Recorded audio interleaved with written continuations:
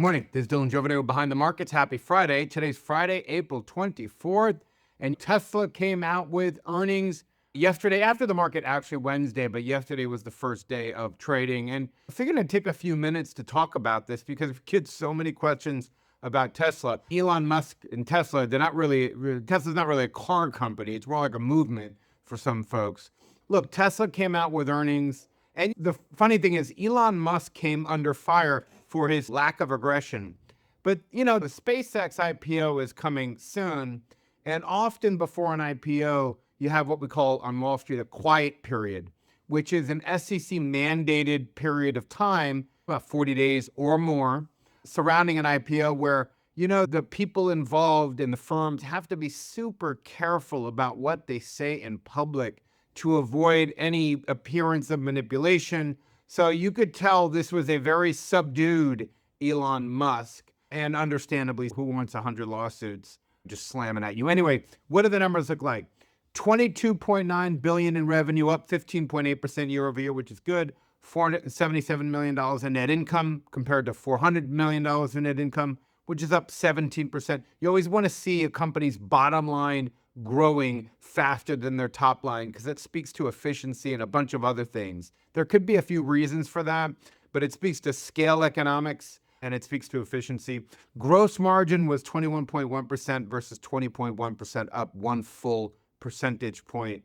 And the good news for Tesla EV guy folks, fans, is they ended Q1 with, quote, the highest Q1 order backlog in 2 years. So a lot, positive signs for fans of the EV side of that business. But again, reading through it all, I found myself it's like the ever shrinking EV focus. This is the astonishing shrinking of an EV company and a repositioning. And it really supports what we talked about on the webinar, that you really get the sense now that it's all about robo-taxis, it's all about Optimus robots, and EVs. Robo-taxis, full self-driving. If you look at the compensation package that the board awarded him, they're telling him to focus on 3 things. Those 3 things. EVs are one of the 3. 2/3 of what he and the company are focused on is robo-taxis and Optimus robots. And to that extent, he's taking these old EV manufacturing plants and turning them into plants for Optimus robots. So Optimus robots and semiconductors with this big fab that he's making over here in Giga, Texas, the Terafab, the Tesla Terafab, Giga, Texas. And really, it's interesting. He really can't get enough semiconductors, enough chips from Nvidia to fulfill his demand. He famously sits down with Jensen Huang, the CEO of Nvidia, and says, we need more chips. And the CEO says, I'd love to help you. I have chips to sell to Meta, Google, Amazon, to a bunch of people. So I can't get you as much as you need.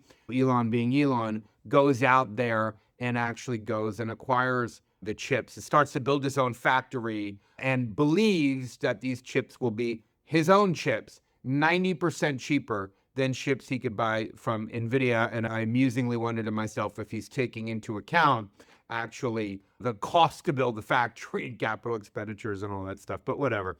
Look, here's the big story with Tesla. This is a company that is transitioning.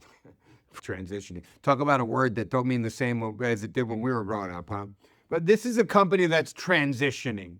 And in corporate business, in business history, transitioning is very difficult, very challenging. And when you're transitioning, think about the challenge this guy is facing. You remember those documentaries when we were growing up, or we watched World War II, and you'd see Eisenhower with all the generals there looking over on how they're going to cross that channel, invade Normandy, really get to that. And they're sitting there with their maps and they're worried about supply chains and how do we bring this in and how do we bring that in, and we get there and we're going to face the Germans and all this other stuff.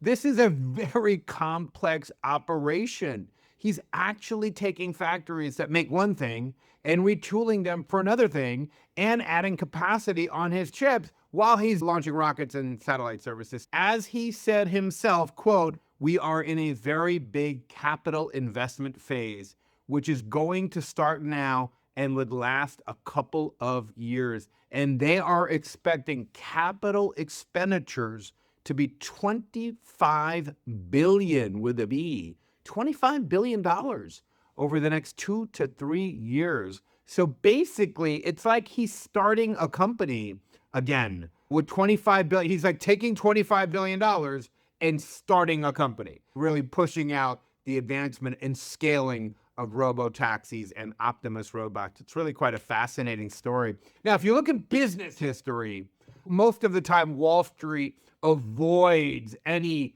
complex operation like this. Companies that really do things like this, Wall Street tends to run away and those stocks get hammered. They're trading usually in the single digits or something. And Wall Street waits for this to actually happen. They walk away. They say, okay, you're going to be dead money for a little while. Let's walk away from this and see how it all plays out. And then you see 2, 3 years later that there's real movement and real traction, and then money start to run back into it. But Elon being Elon, there's still insane interest for this right now. But business history says it's a very risky. Very few people have been able to pull this off, but very few people have been Elon Musk. So how would you ever bet against Elon Musk? Anyway, that's all I have for you today. Have a wonderful, wonderful weekend. I hope you enjoy special time with your family or doing whatever it is you do to relax. I will see you on Monday.